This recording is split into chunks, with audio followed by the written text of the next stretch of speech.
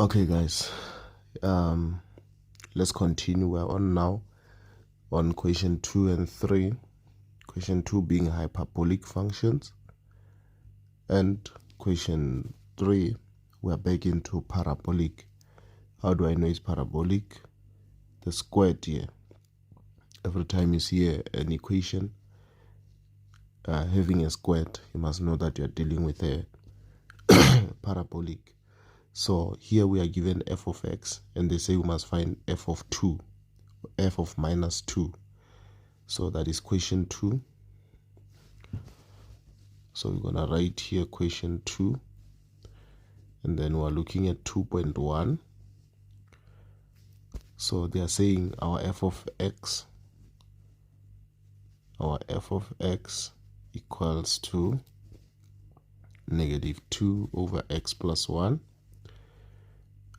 negative 2 over x plus 1 and minus 1. All right, and this is minus 1. So they're saying we must find f of minus 2. So what they simply say is that where you see x, put negative 2. So we're going to say negative 2 over, where I see x, I must put negative 2 plus 1 minus 1. So that is negative 2, and then that is also negative 2 plus 1 minus 1. And that gives me a positive 1. Come and write it here. So that is positive 1. That is positive 1. And then write down the asymptotes of f. So they want this equation. So if you want the asymptote, guys, okay, the asymptotes, we're gonna focus on this. We're gonna focus on this and this. All right. So that is 2.2. 2.2.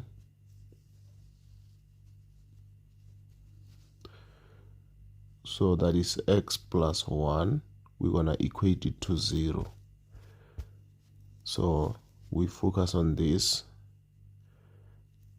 It's x plus 1. So if this was x minus 8, I was just gonna say x. This is x plus 1. If it was x minus 8, I was just gonna say x minus 8 equals to 0. Whatever is here, I equate it to 0. Okay, then I solve for x. So that is x equals to x equals to minus 1. If you check my videos, there is where it says x equals to minus p. So that means x equals to, if this is negative, if this is positive x, we put it as a negative 1 here. Negative 1. So that's basically, you know, how it is. How it is. Actually, it's not even minus p, it's positive p. But in this case, p, our p is negative 1. If this is positive, our p, we know that is negative. And then the negative 1 here, we don't change it. It's y equals to that. X already is here, so this is assigned to y. Okay, so y, so we've got the first one.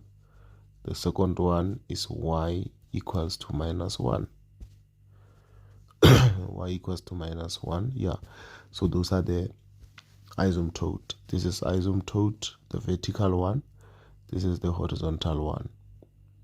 Okay, the asymptotes are lines that the function must never touch. Determine the coordinates of the x and the y intercepts of f. Simple. So that is 2.3. We still have f of x equals to negative 2 x plus 1 minus 1. So we're gonna start with the easy one. The easy one is to find the y. Remember, this represents the y, as I said.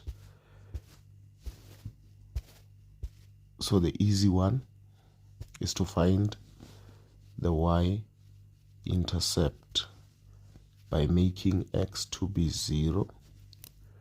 So y equals -2 over 0 plus 1 minus 1.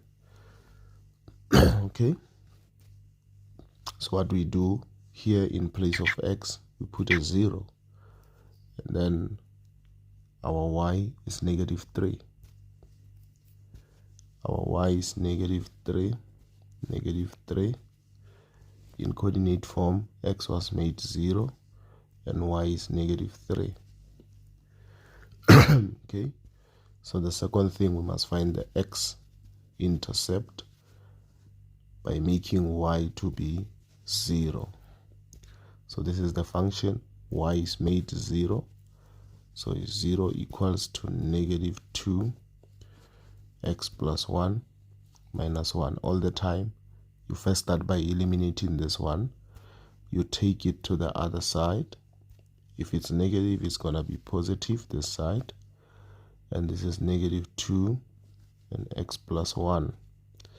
So I must eliminate this fraction here by multiplying this, because it's in the division side, it's over. So I'm going to multiply it with x plus 1 on both sides, x plus 1, so that this can cancel with this. So on this side, I'm left with -2.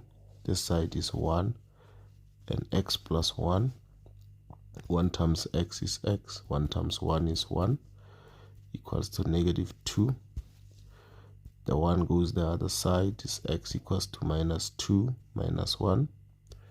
So x equals to -3. So in coordinate form is -3, and y was made 0. Okay, so now let's check the next question. The 2.4, sketch the graphs of f and clearly show all intercepts with axis and any asymptote. So you must really show all of these things on your sketch. So we're gonna do a sketch here. We are looking now into 2.4. 2.4, we're gonna do a sketch.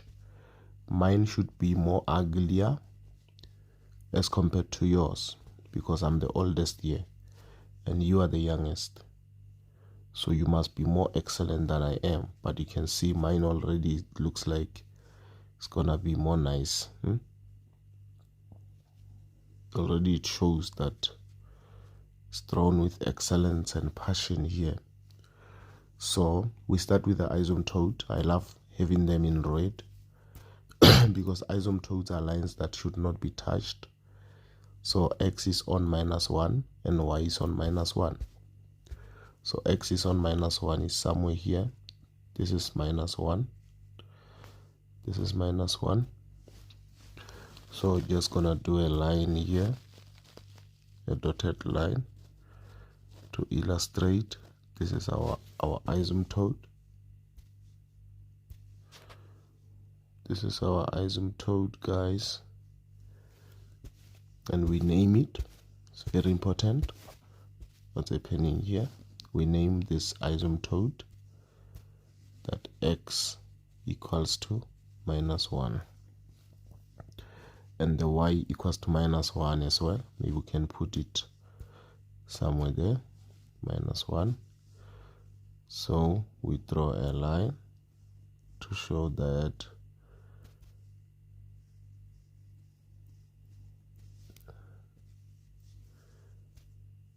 we say y equals to -1. This one we call it y because it cuts the y-axis. This one we call it x because it cuts the x-axis. So that's how you know them. The second thing that we check, which quadrant and which quadrant. Our a is negative if our a is negative, the shape of the function, we expect it to be like this. It's in quadrant 2 and 4. So we check the intercepts. The y-intercept is -3. We put it. This is -1. So this is going to be -2. And -3 is going to be somewhere here. -3. You must show it. This is where the y-intercept must pass through. The x-intercept, I mean. And the y-intercept. No. This is the y-intercept is -3. What is the x-intercept? The x-intercept is also -3, so I'm right. So this is -3 is the x-intercept, because this is the x-axis. And then this is the y-axis. So the y also is -3. So it's -2. -3 is going to be somewhere here. So it's -3 as well. And then now I draw the shape. I draw the shape now. It must not touch the asymptote, please. It can be closer to the asymptote, but it should not touch the asymptote. And then that side is in quadrant 2, because I already know the shape. Let's draw our functions with excellence, please. Let's not draw for fun or for just finishing. So this is how the function should look like.